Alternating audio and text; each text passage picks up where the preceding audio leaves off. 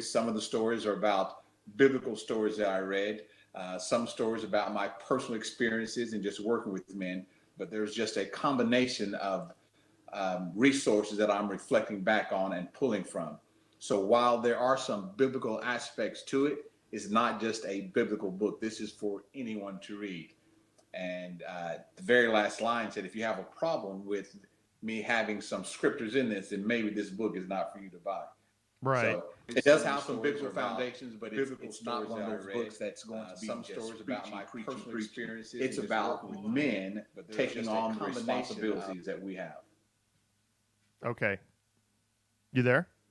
Yes, I'm here. Okay, sorry. I was getting some feedback. I had to mute something. Okay.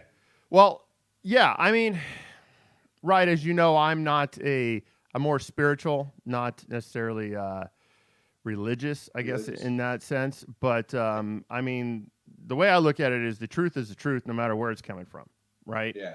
So I think there's universal truths that span all time, all religions, all of humanity that allow us to, if you just look at the message it's saying and what you can take from that, I mean, if you're learning and using that for a positive advancement in your life, then how can it really be wrong, right?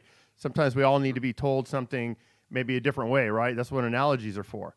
So some of us, I think when we listen to something or hear something, having a different point of view or brought to us in a certain way allows us to understand that message better for the purpose of ultimately getting it. Yeah, I agree. As a Christian, I think sometimes, well, I believe that when we speak with different people, if they are not speaking the same language that we speak, in other words, they're not speaking in biblical terms, right, then we believe that what that person is saying is not truthful. But as you have alluded to earlier on, there are a lot of truths that are out there. So my job as a Christian is to have such a good worldview of things that I'm not going to criticize or judge you for what you believe.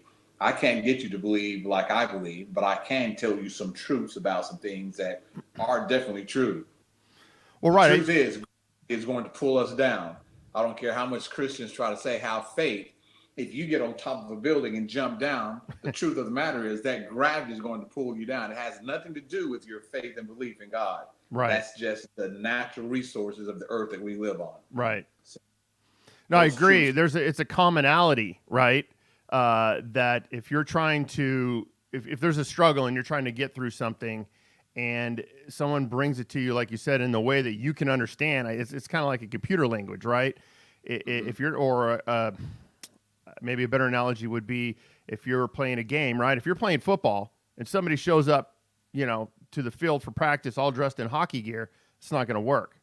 So yeah, exactly. Yeah, we need to kind of be on the same page to have that same basic understanding when that information is brought to us.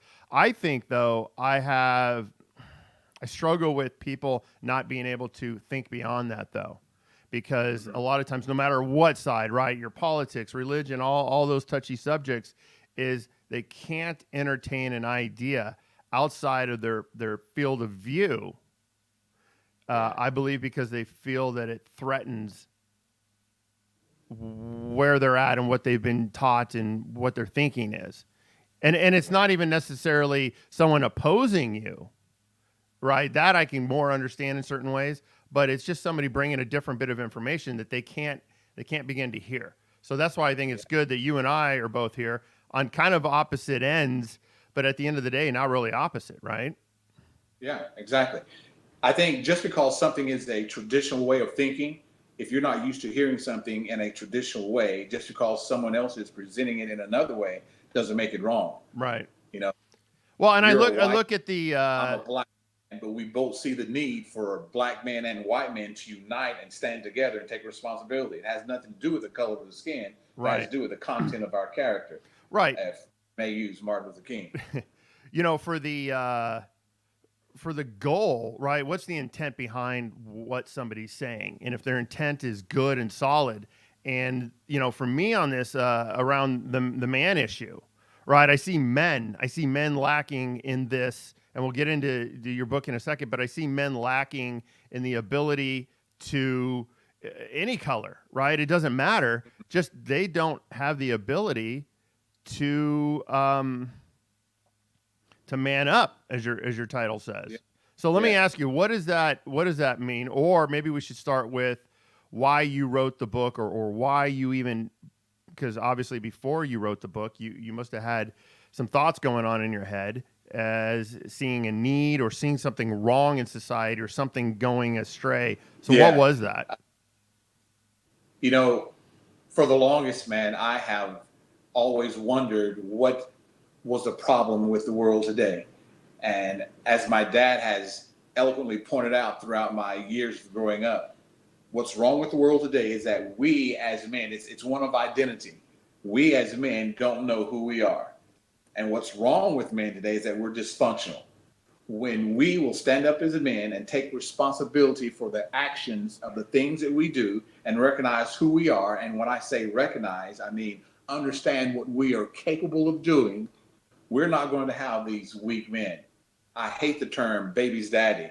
I hate the Right. term a couch daddy, a weekend father. I Right. don't like terms. If we as men did our That's a job, there would be no babysitter. such thing as baby daddies. Right. I agree. Um, God, there's so much to go off of that. I think, well, let me ask you this. Where do you think, or why do you think is the cause of this? What happened in society? I mean, there's always been this, right? It just depends to what percentage of the population, what percentage of dads, fathers have took more of an active role in raising their kids Yeah, versus, not so much now. So why do you think yeah. that is, or what happened? Let me answer that question by telling you a story from the Bible. There's a passage in the Bible in 2 Samuel chapter 11, verse 1, and that verse starts out by saying, "In the spring of the year, a time when kings are supposed to go out to war, King David stayed home." Now, when you first look at that passage, it starts out by saying, "In the spring of the year, a time when kings are supposed to go out to war, King David stayed home." Right. Where was David supposed to be? He's supposed to be out of war, Supposed to be out at leading war. his And troops. so, yeah, with the troops. So the problem with men is that we're always going places where we shouldn't go. We're Mm-hmm. always allowing things to happen that shouldn't happen. We think a certain thought, we use a certain word, we go to certain places, and if we would just do what we're supposed to do, we wouldn't have these conflicts that pop up in our lives. And you're right, it's been happening since the beginning of time. Right. Your So, story is perfect for that, right? So let me ask you this. What is it? So you say, they shouldn't be going the places they shouldn't be going and doing the things they're doing, which I agree with. But why are they? So let me stop for a second, because obviously on a basic level, just a human fundamental level, I understand, right, being able to go out and do something because it's more fun, because it's easier, because, it absconds responsibility. So I'm going to go this route and maybe do that. And we've all done that in even a benign and non-harmful way, right? Maybe we should have worked out instead. We slept in or something like that, right? But, you know, that's the human condition. But at some point, you've got to man up, right? You got to step up, and you've got to get right. out there, and you got to do what you need to do. So, I mean, God, this breaks down into so many different areas. Because one, how do you know what you're supposed to do, right? Where's the leadership? That's kind of where I'm coming from. Where's the leadership to show men? Yeah. I don't care what age you are, because I've just learned stuff that I've spent my whole life struggling with. And then also, I think it goes deeper than not just going to those places. Yeah. I think there's got to be a fundamental thing, because in your book, you talked about your father a lot. And, my takeaway was, and correct me if I'm wrong, but, he was a stern fellow and short on words, I believe, in certain ways, but would, talk, and his words had meaning in them when they were said. But I think, and having kids myself and knowing how I would have appreciated being spoken to as a child growing up, I don't mean 5 years old, but even technically, 5 years old. I think that's where the rubber meets the road, is because people are missing, or parents are missing, the point of how to talk to children to get the brain thinking and working cognitively so that problems can be self-solved, emotions can be what's a good word for this? But so you take your emotions, right? And you're able to do what you need to do with them. So you can self-calming. That's what I'm looking for. So you can calm yourself with your emotions, whether good, bad, or indifferent. You know how to use those emotions. You know how to work through those emotions.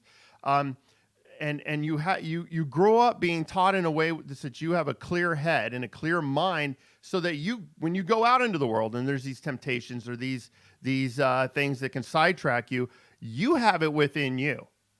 Right. To understand, because I think that's when we're just being told what we should do. Okay, that's a general guideline, but when we can understand what we're supposed to do, and that comes from inside you, when you go out, you're going to have a lot less trouble in life. I know had I had that, would have had a lot less trouble. Yeah.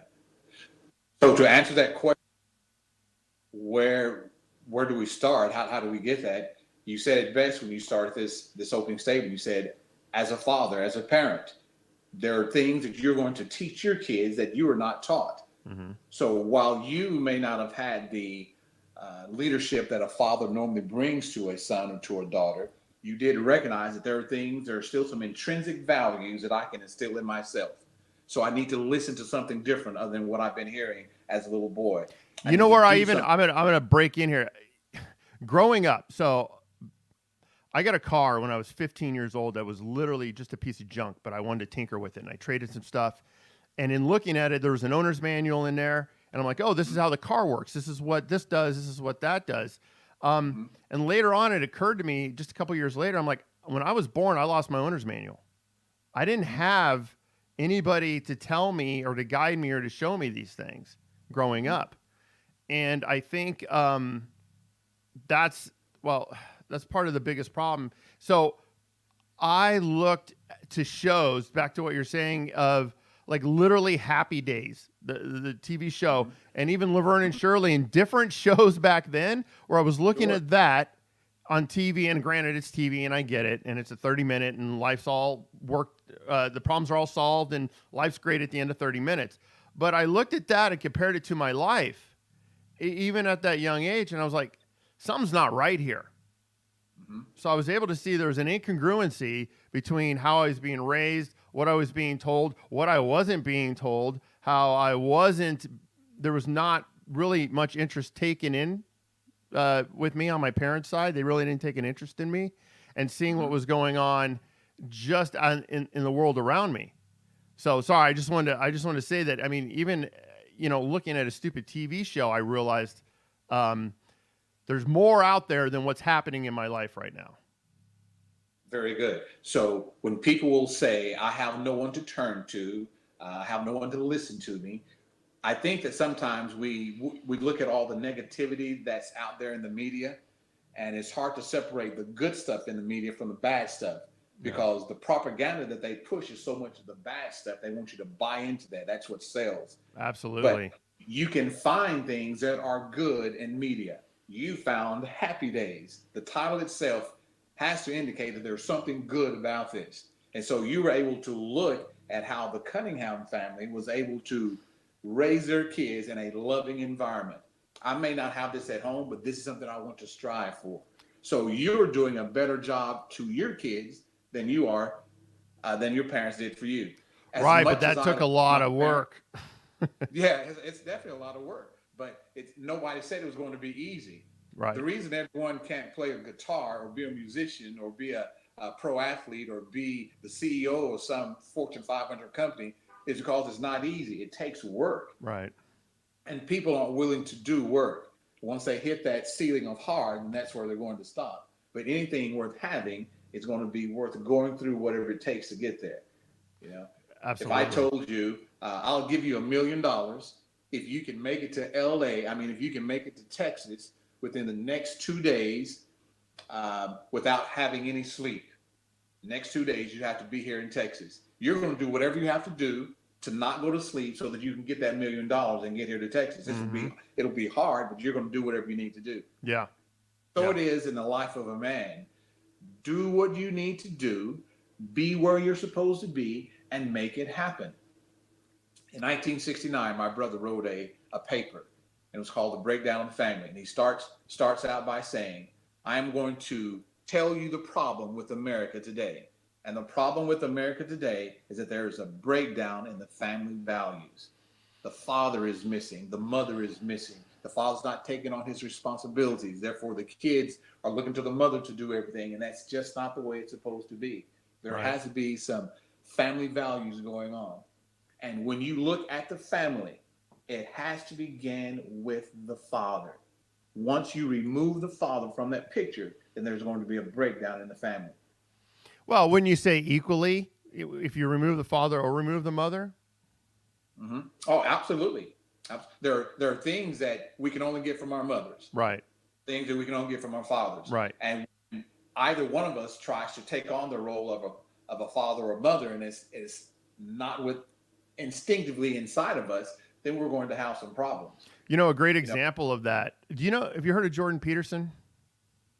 no, I don't believe I have. Okay, he's blown up on the internet. He's a professor from Canada at a college there. I'll send you a link on specifically what I'm talking about.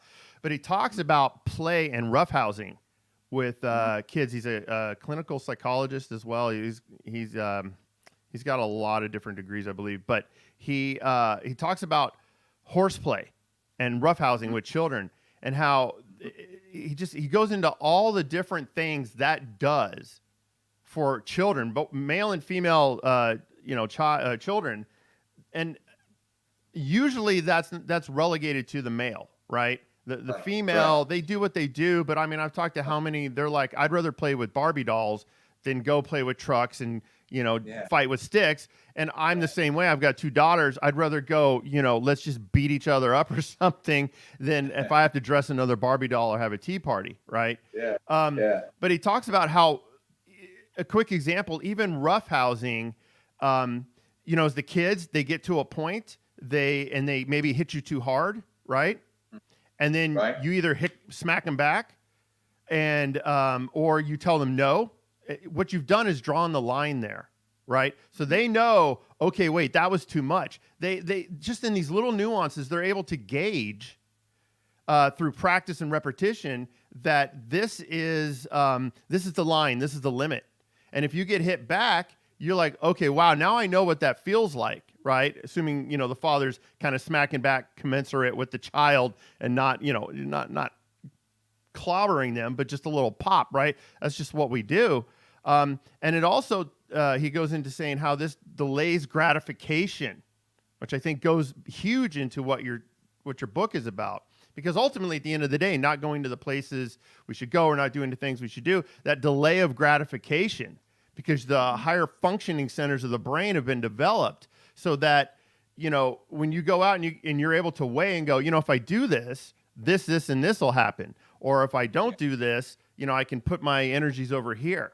So I think, there's just an enormous amount of effort that goes into raising children, and in ways, though, we can't even imagine, right? On those little levels that you and me may take every day, right? When we're tickling the kids or throwing them around or whatever it is when they're younger and having fun, that actually takes place while we're doing that. And again, I think, primarily that's more of a male thing to do. That's good, man. That's good. In the English language, each letter that we have has its own personality. Mm-hmm. And when you take one letter and you add another letter to it, you have a character. You now have two letters that have a personality, and each of those letters has its own character. You then begin to form words with those two words that you put together.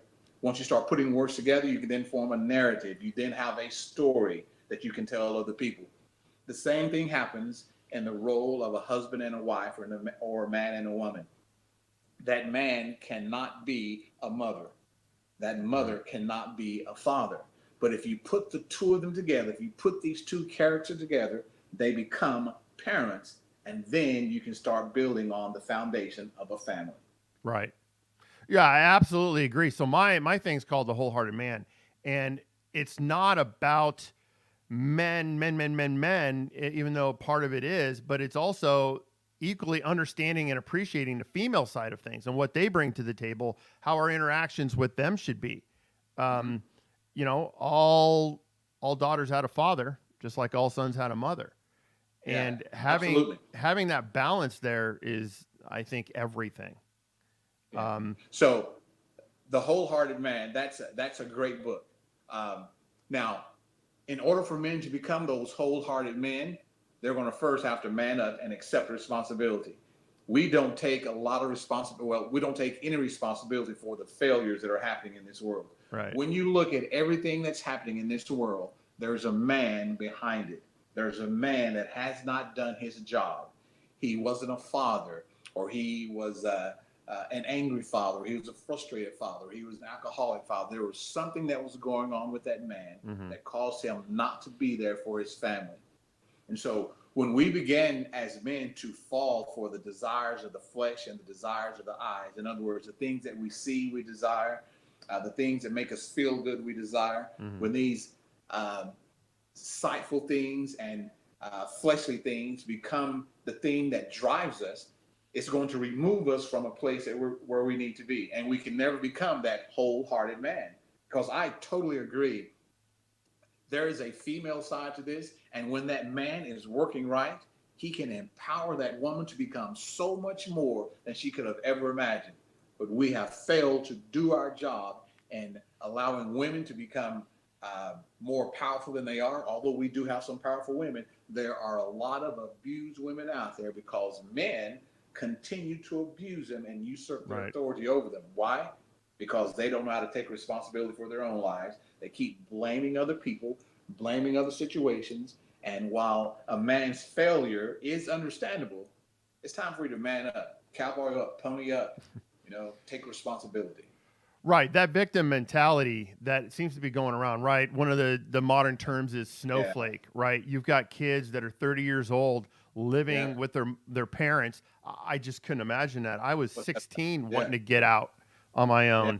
own. I recently was acquainted with somebody. He was 27, living at home, had a college degree, went to college, did all that, traveled a year abroad, did all these nice, cool things, and is just sitting there completely lost, completely clueless about life, not given the skills and the understanding of what it takes to go out there and make it. And I'm not saying be rich or ultra successful. That's for you to figure out what you want for yourself. But I mean, to be able to fundamentally take care of yourself, go to work, provide for yourself, pay your rent, pay your bills, rely on yourself. And I think that's the biggest thing for me, right? If I go off my experience of where I've failed, because I have failed miserably. I've failed as a father. I've failed as a husband.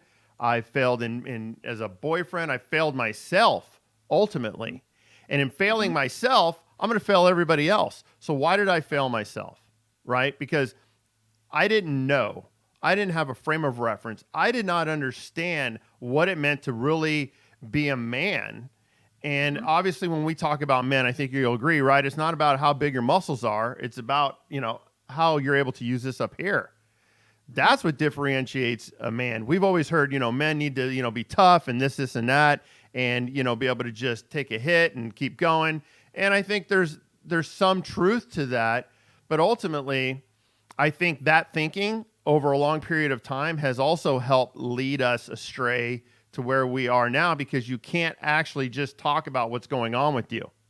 So if you had a crappy childhood and your father beat you and you had a lot of issues growing up, you can't talk about that. You've got no outlet because you're a man and you're supposed to be able to talk about, or supposed to be able to just deal with it and handle it and man up, right? Manning up is not about just overriding the hurt that's happened. It's about actually being able to be strong enough to get through it, to be strong enough to say what it is and not be embarrassed, because there's a lot of guys out there, I think you'll agree, that hear any sort of weakness that they perceive as weakness because you give any indication that you're showing some vulnerability, and they'll pounce all over that. Yeah. I'm sure you've experienced that in some of your groups, or maybe before they get to the group?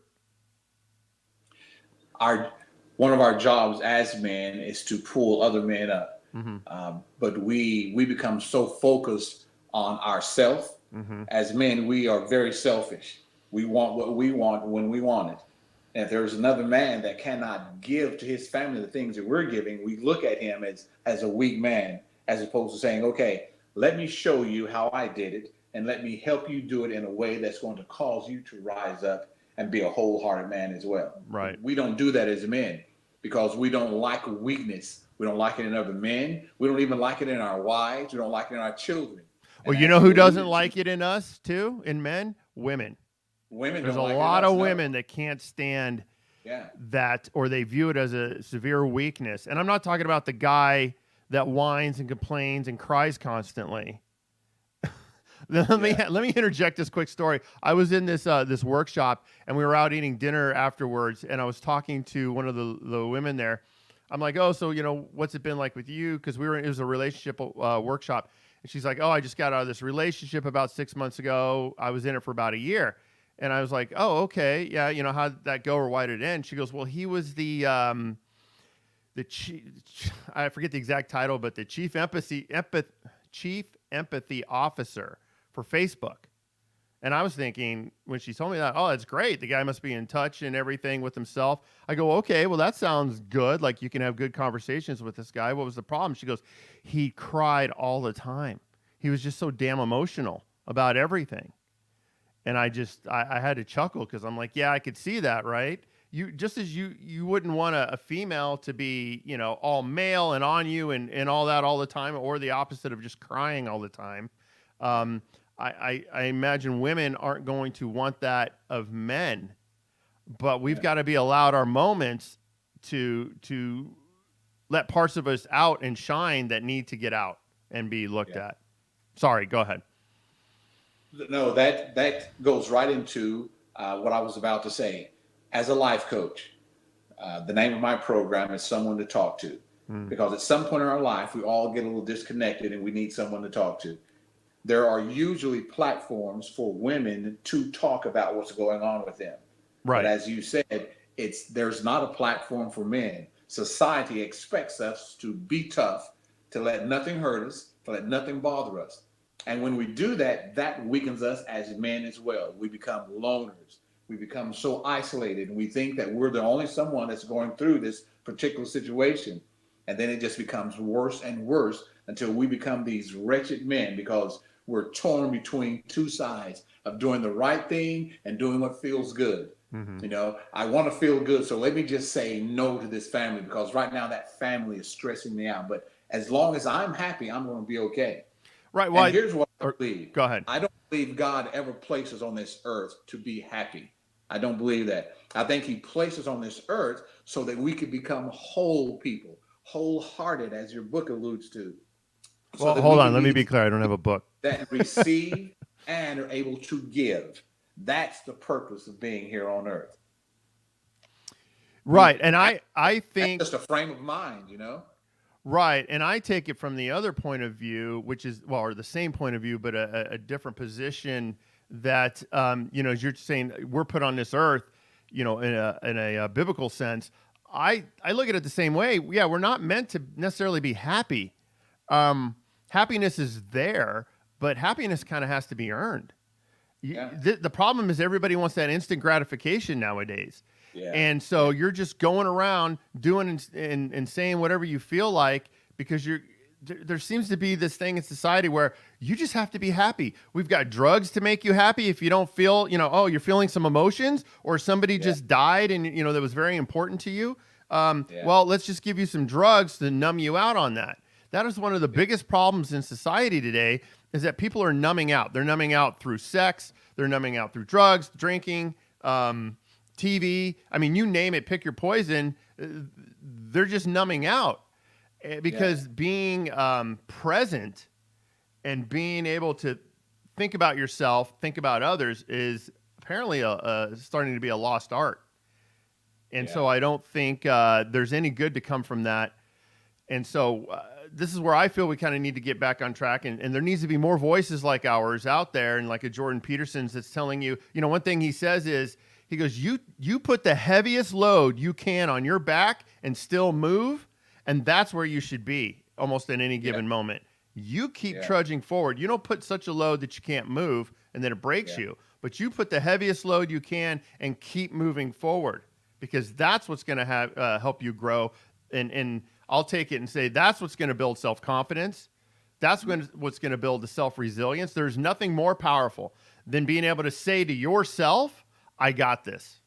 Right? We've kind of heard that with others, like tell your spouse, I got this. And that's fine and good, but there's nothing more empowering than to be able to look inside and go, I got this. I may have not come across this exact same thing before, but I know I've come across similar things or tough things in the past, and I can get through this, and I can figure this out and make it happen. When you don't have that ability, that's when you start looking elsewhere for that numbing out, right? For that diversionary tactic that we all subconsciously do to ourselves, so we don't have to face what's happening. And the funny part is, or the ironic part is, it'll keep happening, right? Life will keep happening. The same things, right? It'll keep coming back, keep coming at you, and keep going on until you solve that problem or you give up. I mean, that's basically, I think your only two choices: to learn from it or give in. Yeah. That's good, man. That's good. Let's see here. So in your book, you give a lot of examples of, your life growing up and everything. What would you say is the biggest takeaway? Like if you could go back in time and talk to yourself, is there anything in particular that you would say, bit of advice you would give yourself at that time? There's never a wrong time to do the right thing. Mm-hmm. And you should always do the right thing. Throughout my life, throughout my childhood, and even as a man now, I still struggle with not doing the right thing, but understanding the right thing. And here's what I mean by understanding the right thing. Just because everyone else is not doing it doesn't mean that what I'm doing is not the right thing. Right. Now, if the thing that I'm doing is not moving me forward, as we talked about earlier, regardless of what's happening, you must keep moving forward. If the thing I'm doing is not moving me forward, then maybe it's not the right thing, and I need to change and start doing the right thing that's going to cause me to move forward. Right. So Man Up is about you making choices. God has given us free will, and Christians get a little weird when you hear that word free will. Hold on, free will. I don't know about free will. Free will simply means God has given you the ability to make a choice. Well, why does that scare people? Why does that word free will? Because I believe what you're saying. Why does that? And I think more in a religious sense or religious community, when I've heard growing up, give it to God, leave it to God if it's God's will. It seems like they abscond any personal responsibility for something because if it was meant to be, right, then God will make it so. Yeah. It scares people because it eliminates God from that scenario. They tend to think that if God is eliminated, then I'm not really trusting in God. Well, that's wrong. Free will is a choice. God has given you that choice, so make a choice. And in the process of you making the right choice, I believe that good things happen with good choices. Bad things happen with bad choices. Yeah. So if you're going to make a bad choice, you can learn from it and it then becomes a good thing. But you can't put two bad things together and try to make it work. You're going to have to take something good and go against something bad, and hopefully that good that you're doing is going to convert that bad thing into something good. Right. Steel sharpens steel. Steel sharpens steel. Iron sharpens iron. Right. You said something just a second ago about knowing. You said you struggle with not necessarily doing the right thing, but knowing the right thing, or what is the right thing to do. Was I hearing you correctly? Yes, you heard me correctly. That has been the biggest struggle, I think, I love having these conversations because I learn so much, and, it makes you think, and I love other people's perspectives. So even right now in the moment, it's like, that was one of the biggest things was not knowing what to do, which obviously goes back to having a father or competent parents and people that can guide you, or friends, or whatever, mentors that were able to give you solid advice. But, so many of us don't have that, what I'm working on, kind of a curriculum thing, is I'm trying to figure this out right now, but I call it boxes in your basement and then tools in your shed. And the boxes in your basement are your foundation.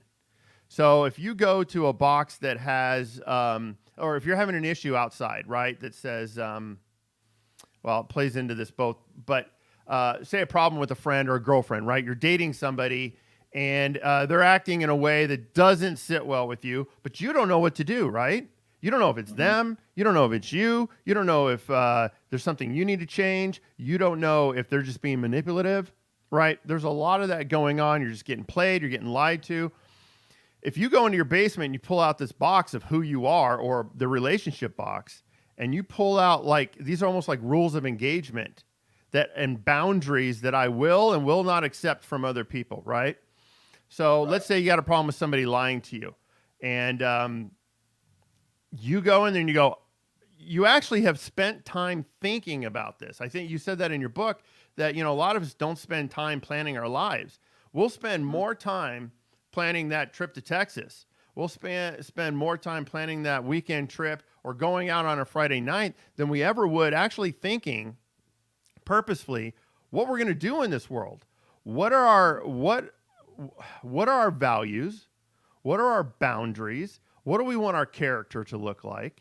Who do we want to be as human beings? Because once you identify that, you can kind of reverse engineer a lot of that and go, okay, if I want to be someone that's honest, I need to tell the truth, right? That's a simple reversal.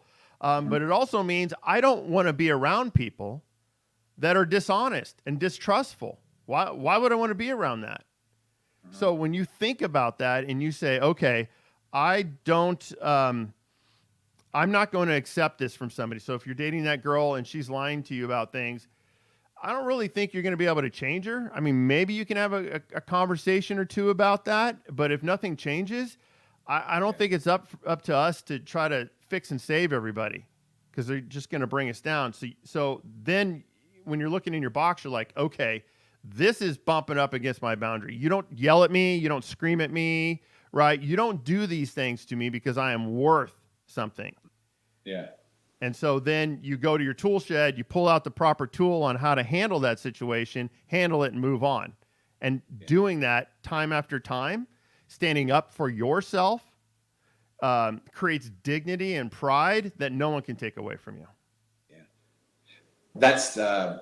That's the conflict for me. That's the struggle for me, is knowing when to stop. That's why I say I don't always know the right thing to do, because I'm the guy, hence the name, someone to talk to. If you've lied to me, okay, I'm going to give you another chance to lie to me again, because I'm thinking in my head, at some point, you're going to learn to trust me and feel the need that you don't need to lie to me. I'm going to keep working with you. I'm going to keep giving you chance after chance. So when do you stop allowing that person to give you chance after chance? I understand the boundaries. I too have boundaries. I'm big on respect, so I have a big respect boundary. If another man wants to speak to me, I will not allow him to raise his voice. I will not allow him to call me out of my name. I will not allow him to disrespect me, my family, or any friends that I might have. I will not allow him to gossip about anyone else. So I'm going to work with you within the confines of that boundary there. But I do get caught up sometimes with, okay, how much time do I need to continue to give this guy, because it doesn't seem to be fruitful at this point. Right. So that's where I struggle with trying to do the right thing. So yeah, you need to set some maybe sort of boundary in that, or the boundary being like a timeline, because you got to, I guess, look at your ultimate goal, right? Ultimately, what are you trying to do?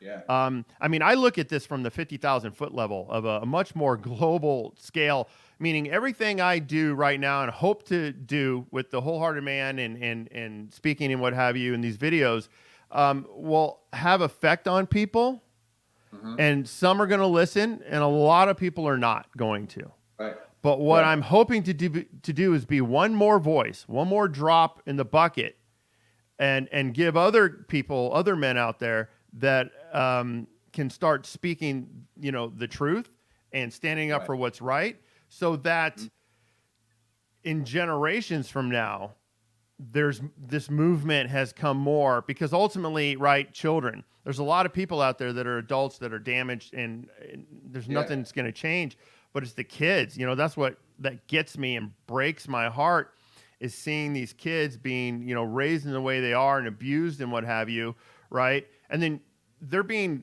raised this way, wound up, then sent out when they're 18 or even younger into the world that we all have to deal with, or that my kids are going to have to deal with, right? And bump up against these people in society.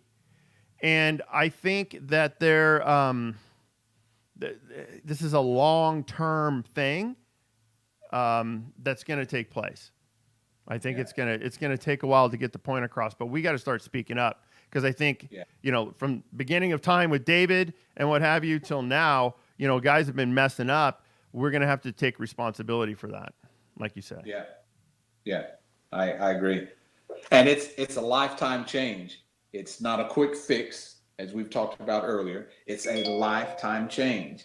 I am a life coach, which means I'm going to be in your life for life. My goal is not to just move you forward and then say, adios, I don't want to see you anymore. My goal is to move you forward, and then we start developing some type of a friendship. After 6 months of me working with an individual, they are no longer clients of mine. They become a community of people that I continue to work with. And hopefully, as I'm working with them, they will then go out and start working with someone else, which is what I stress to them at the end of that 6 months. Now, what I have done for you, you now need to pay that forward. As you said, we need to have voices of men speaking.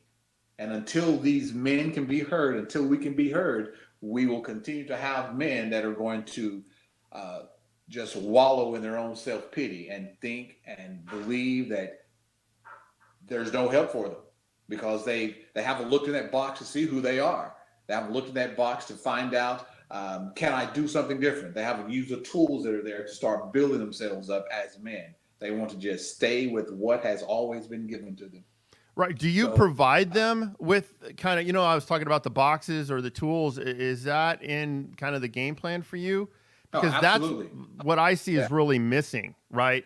Like I said, when I lost my owner's manual, or I felt like when I was born, I lost my owner's manual, meaning there was no rules of engagement. There was nothing there from which to garnish from. My dad was virtually non-existent, even if he was there. He was there, but he was non-existent in a way. I moved to Dallas in 1980, and then back in 88, and we'd see him once in a while in the summer or what have you, but overall, mentally, he wasn't there as a father, and he was a jerk, downright, just not a nice guy, not abusive in a physical sense, but more in a mental and emotional sense, picked on me a lot. And so, I want to be clear that just because somebody's there, there's abuse by emotional abandonment. That's a thing where just because you're there in a room and you're literally there and you ignore me, that means I don't exist to you.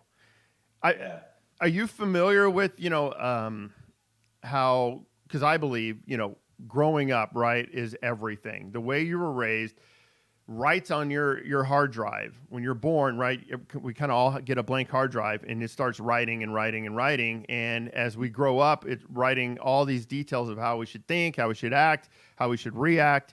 Are you a big believer in your childhood affects who you are as an adult? Absolutely. Okay. I believe that's why these deadbeat men are the way that they are. They're just repeating the cycle. And because of other experiences that have happened. You don't become who you are without experiences and without choices that you make. It's as simple as that. Nothing else is going to have an impact on your life. Experiences and choices that you make, that's going to impact your life. So, when before I met my wife Noriko, I dated a lot of women, Mm-hmm. and a lot of these women were, for lack of a better word, abused women. I'm not saying sexually abused, but they had just been abused mentally. Right. They thought I was going to be just like every other man. Mm-hmm. So to use the technology metaphor that you were using, I had to deprogram them women, write a new software to get them to start thinking the way that I needed them to think, so that we could move forward in the relationship. Understand what I'm And saying? how'd that work out So, for you? not too good, Uh-huh. because the software that I was trying to rewrite wasn't a very solid software. So Yeah. I had to go back and start working on myself to make sure that, okay, what I'm doing is a healthy way of moving them forward. Well, Uh, this brings as me you were to saying, a just because you're in the room doesn't mean that someone else is going to benefit from you being in the room. right. Well, I need to have some quality about me, and that's what I discovered when I began to take inventory of myself. Is that, wow, while I'm looking at these women and trying to reprogram them, I need to reprogram myself. I need to think differently, because I wasn't a wholehearted man. yeah. I was simply a man trying to get this woman to think the way that I think, believe the way that I believe.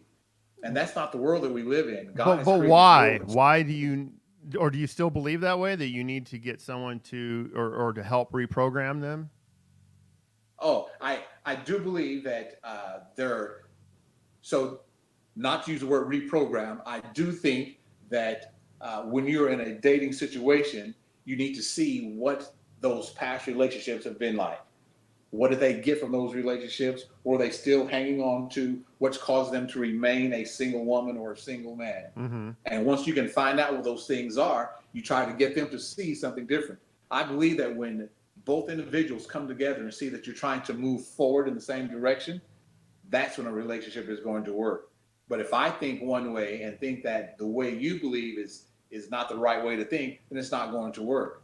A Mm-hmm. house divided is not going to stand. And we live in a world where there's so much diversity from people from different cultures, different backgrounds, different thinking ideals, different concepts. When we can come together as one and see that the good he's doing is just like the good that I'm doing, then we can move forward. Mm-hmm. There's Well, what a do you do there's when a you get a great bad person, though? Right? You say just that. get someone that's not going to change. Because I come from I used to do what you do. I was, Captain Save a Hoe type situation. Mhm. Not that anybody I dated was a hoe, but I'm just saying, right? It was like my self-worth was derived from the ability to help the female, or Mhm. even males, friends and whatever. That's where I Mhm. was stuck at. My self Mhm. esteem was predicated upon what you thought of me or how much I could help you. Mhm. And that ultimately took its toll. Like you said, Yep. you had to kind of stop doing that. So, what I've decided to do now is to become the caliber of man that attracts the caliber of woman I desire, that I'm Mhm. looking for. That's what I've decided. I don't Absolutely. want to fix anybody anymore, in that sense. I mean, it's kind of like at work. I've come across I've had this basic kind of understanding in my whole life now take hold, where I don't want you to come in and be broken in work and me try to fix you.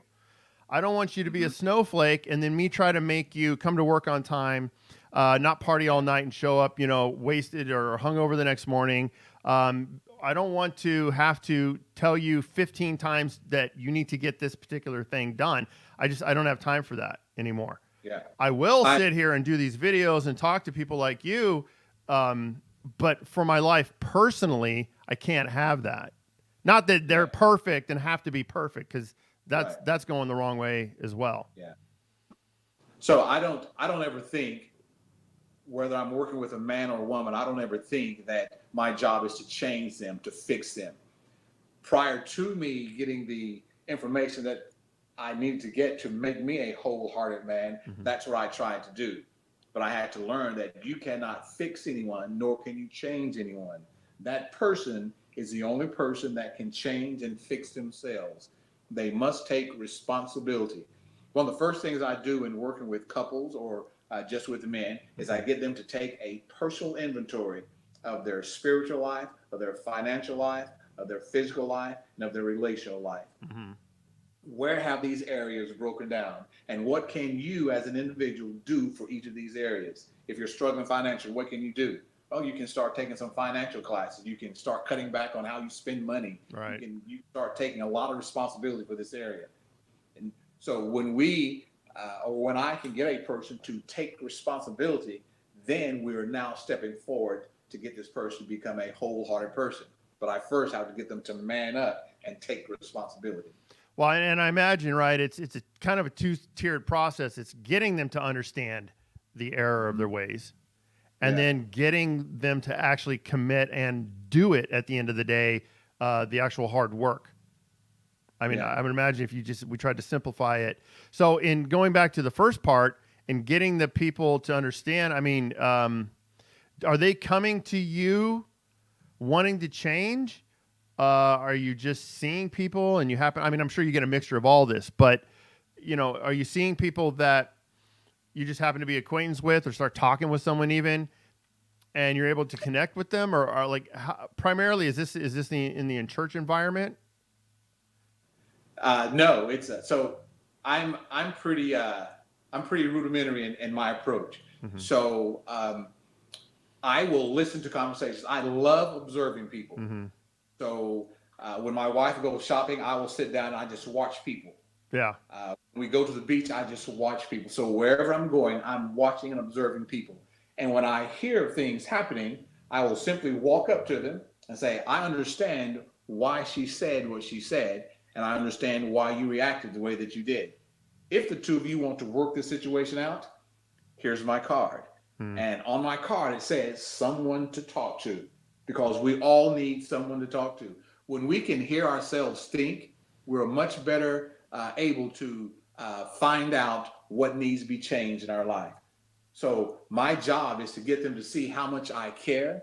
And once they see that how much I care, then they're willing to know how much I know. Does that make sense to you? Yeah, I mean, I think that's a big thing, is someone to talk to, right? There's not a lot of men, back to what we were talking about a while ago, is there's not really that stigma that it's okay for men to talk, let alone to talk to another man can be a really sketchy thing. I've had two good friends in my life, and one of them, I would talk about my issues, maybe a relationship issue, and all I got was, oh, screw her, F that, and whatever, and that's BS, man. Just dump her and leave her. Well, even if ultimately the outcome is correct in what you're saying, for me personally, that's not what I want to hear. That's not what I need. I need help trying to process what's going on around me. I had another friend that I could talk to about these things and go into more depth, and even if it was just me talking so I could hear myself, it helped. And so what I learned to do was really not talk to one person too much and talk to another one when I had those types of issues. Doesn't make the other person bad. It just wasn't useful, right? Yeah. So you're giving them a platform to speak, as you said. We just don't have. Well, that's what we need, right? I mean, this is what the world needs. Yeah. And the other aspect to someone to talk to is that I go where you are. I don't want you to feel uncomfortable in speaking with me.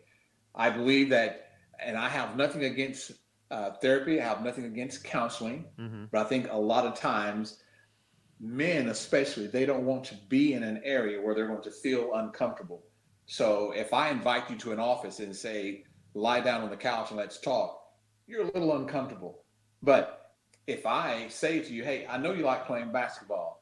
Let's go and play a game of basketball. And while we're playing basketball, I start using some metaphors about basketball in your married life or your personal life or your work life or your financial life. You're going to be willing to listen now because you're in an environment where you feel safe and where you feel comfortable. Men need to feel safe. They need to know that if I say these things to this man, is he going to look at me in a judgmental way? Right. Or is he going to accept what I'm saying and say, hey, we've all been there. I love what you said earlier. You said, I have failed as a man. I failed as a husband. I failed as a father. We all have done that, but we don't want to admit to that. Yeah, I just don't get that. I mean, I get it, but sorry, I want to break in here. That, that is like the thing more that we need to talk about. We need people that can come out there, and I think we need real men like you and me to be able to go out there and say, I've screwed up, and be that example that it's okay to say these things and to talk about how we've screwed up, and not just say, well, I screwed up, but we can't talk about it. Just trust me. It's, I've screwed up. Here's why, here's how, here's what I learned, and here's what I'm doing moving forward. We need to model these things for people. And I don't care if you're man or woman, this needs to happen, because, you know, I think women are somewhat as culpable as men. It might not be as much to admit that they're wrong, but I think to truly admit that they're wrong in the areas that really matter, again, you know, being a mother, being a wife, being a girlfriend, being just a friend, that's where it gets real dicey. And we need people that can go out there in this world and talk about these things in a manner that gives, I guess, it just gives the power back, right? Yeah, it does. It gives the power back. You are empowered. People they want to hear the truth of things. When my son was home for the summer, he heard my wife and I get into a heated discussion. Little coop. And my wife and I, when the kids were growing up, we never went to another room to argue. Yeah. We argued in front of them, and we resolved in front of them. Right. So this heated discussion, and we resolved it right there in front of him. He said to me, "So, Dad, is it worth getting married?" I said, "You know what, man? Early on in my marriage, I questioned that. Is it worth getting married? And now that I'm more seasoned and I know how to communicate to my wife, and I know that the issues that I have, yeah, it's worth getting married. But when you start out, you're going to be a broken man, and she's going to be a broken woman, and it's going to be hard." And his response was, "Dad, thanks for being honest with me, that you actually questioned if it was worth getting married. I appreciate that." Right. That's where we are as men. We want to know, dude, have you ever thought about getting divorced? I know you've been married for 50 years. Have you ever thought about getting divorced? Dude, for the first 15 years of my 50 years, I thought about leaving that marriage every day. Yeah. They want to hear that. That's empowering, and it empowers them to that, okay, I can get through this then. It's not just me and my crazy thinking. Right. That's there's what they nothing think more too. powerful than me too, right? Then I've been there. Yeah. Then I get what you're saying and I understand. I mean, that's just to know that you're not alone. And like you said, you know, sometimes we've all had those thoughts. Am I crazy for thinking what I'm thinking? Even if it's something just, I don't know, an observation of the world. You're like, am I the only one that thinks this way? Am I like a little, you know, off or something? I've had many of those. I mean, maybe I am, but, you know, I mean, we got to do it, right? We got to get up and we got to go forward, and we got to not stop. We got to keep pushing the message and letting everybody know that it's okay to think and feel, or to feel and then think. And being that example to your son, I think is great. I think it shows them that you can have an argument, that everything's going to be okay. You know, assuming it's a respectful argument, which I'm absolutely sure it is, even if, you know, there's a frustration level there, and then seeing that resolved, seeing how it was resolved, being able to talk about it afterwards. I mean, that's beautiful. What better life lesson than to be, you know, than to show your child that it's okay. It's okay. You don't just get in an argument and run out the door. Yeah. That's good, man. Yep. That's good. So we'll wrap it up here in a minute, but is there anything else you want to add, or anything you wanted to talk about specifically? You know, yeah, we've been going back and forth and bouncing around this particular area, and we've talked about it, but I want to just call it out even more. Talking about the strength of a man. In the book, I talk about manning up, and I am not one, for all the men that are listening out there, I am not one to coddle men. Mm-hmm. I'm not going to say to you, well, you know, it's going to be okay. I understand. Yeah, you know, it's going to be okay. Just keep trying. That's not me. I'm the guy that's going to say, if you're ready to change, you need to put on your big boy pants, and it's time to man up, because it's not going to be an easy thing. So with that being said, let me say that the strength that we have as men is not a feeling we have, but it's a choice we're willing to make. You understand what I'm saying? Right. The strength we have as men is not a feeling we have, it's a choice we're willing to make. Every time you get a certain feeling, you can begin to make choices off of that feeling. Your feelings should always follow your choices. Your choices should never follow your feelings. Right. I don't like working out all the time, but there are mornings when I get up to work out and I'm like, oh, I so dread going to work out. And I'm just sluggish the entire time I get to the gym. Mm-hmm. While I'm doing my exercise, I'm getting sluggish. But throughout the workout, I began to get a little stronger and a little stronger. And when the workout is over, I say to myself, I'm glad I went to work out. Right. There's the feeling. But I first had to make the choice that I'm going to do this regardless of how I feel. So the strength that we have as men and as women, I don't want women to think that are listening to this that I'm just talking about men, but the strength that we have is not a feeling we have, but a choice we're willing to make. And I think you have done that so beautifully, man. I know a little bit about your story, just how you have been challenged with certain things throughout your life, from a little boy to adulthood, to being married, to having girls, to having a daughter that has some physical challenges. Mm-hmm. You've made choices because you were a man of strength. You didn't waddle in your own sorrow. You didn't blame society. You didn't blame your dad. You knew that there needed to be a difference. You knew that something had to change. And if that change was going to come about, it was left up to you to do that. So I say to you, my friend, congratulations. When I speak to you, I hear a difference in your voice from when I was living in Los Angeles and you were going through some things. Mm-hmm. You speak differently. You sound differently. The words you use are differently. I don't hear the toxins that were in you for so long. Oh, yeah. It's just there. And it's especially impressive because you're a white dude. That's what's so impressive about it. Why is that? you doing your typical. White men aren't usually strong. They're just masterful. Yeah, I mean, there's all sorts of society, where different cultures will have a different take on how a man should be or what that looks like, right? But again, at the end of the day, we're all humans. It's gonna pretty much be the same thing across the board.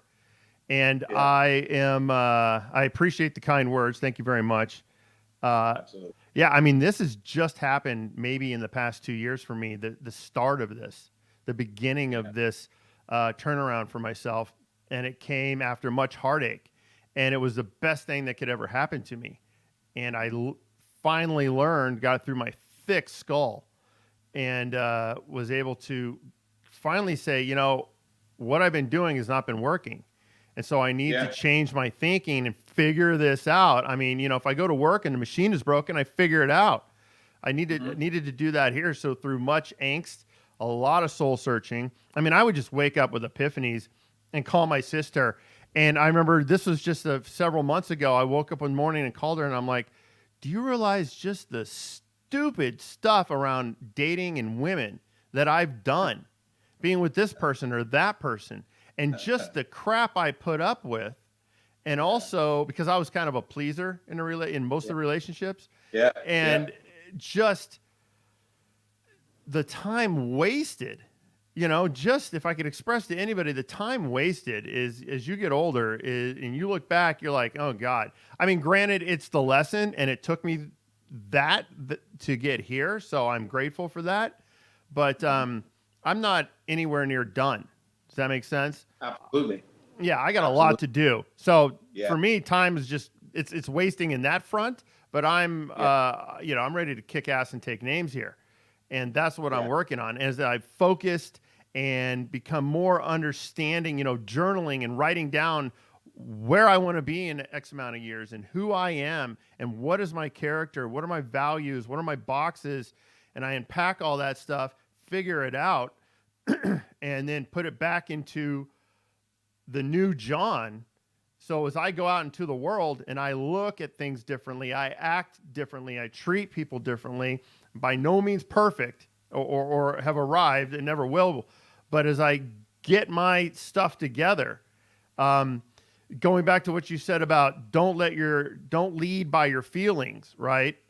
I will take that a step further and say, as you start doing these things, so even if it's going to the gym when you don't want to, you create the way the human mind is made. We create these habits in ourselves. And so routines in the morning are very important. I never had that ever, and I really understood the power of that. But as you do these things, you start to actually, at least for me, I feel like there's a feeling I get that it's a duality of feelings. So I may know that I need to go work out, or I'm supposed to go work out, and there may be that part that's like, okay, but there's that other part. Can you hear me? Oh, that's your phone. Sorry. No problem. There's the other part of me that knows that feeling afterwards, like you talked about, right?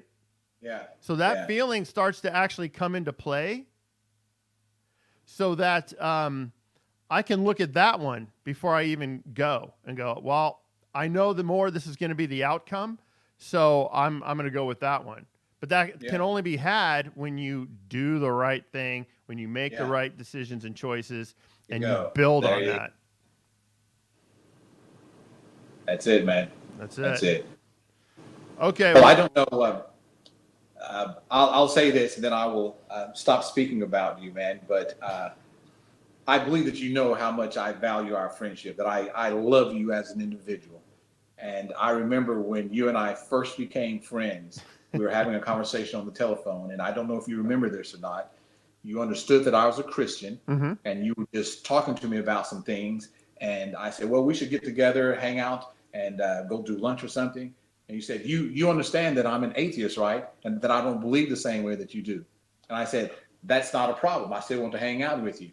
And the best compliment that you could have given me, you said, you are so unlike any other Christian I've ever met. Yeah. And that's what I like to hear. I'd like to hear people say that you don't see me as a Christian, although I am. You see me as an individual, someone that loves you, someone that cares for you, someone that wants your best interests at heart. And John, I pray for you all the time. I pray for you and your girls. Thank you. I pray that God just continues to bless you, that He continues to open up this world of understanding for you, and that you're able to speak words of encouragement to other men. If you ever need me for anything, as you already know, I'm here to help out in any way that I can. No, I appreciate that. Thank you. No, and I remember that conversation. I was in the backyard, sitting in a chair, talking to you. I got the snapshot in my mind, so I absolutely remember that. Yeah, you've been there for me. I really appreciate that, and I love you too, brother. And anything you need from me, let me know. We gotta get together sometime. I gotta come out to Texas and visit. Well, you have a place to stay if you ever do. Yeah. Think about the program that you're doing here, man, and let's. I'm not trying to take over your show or do anything like that, but I love what you're doing here. And as you mentioned so many times throughout the broadcast, they need to hear more from men like us. Oh yeah. So no, we got more stuff to do together. Yeah, let's do more conversations like this. Let's come up with some hot topics that maybe we can discuss. And we'll come from them with different perspectives and different point of views. And let's get these men to talking and rising up, being men who are wholehearted and can do the things that they're supposed to do in their lives. That would be great. All right. With good. that, I've got my outro music. I'm learning the lingo here. That means to go out. But yeah, we'll definitely be talking later. And Cool. I think the topics thing, I got a bunch written down. We'll get into that off air. We'll discuss it and then maybe set this up. Okay. All right, my brother. Thank you so much. My pleasure, man. Good talking with you. Yep, you too. I'll talk to you later. All right. Bye. Peace.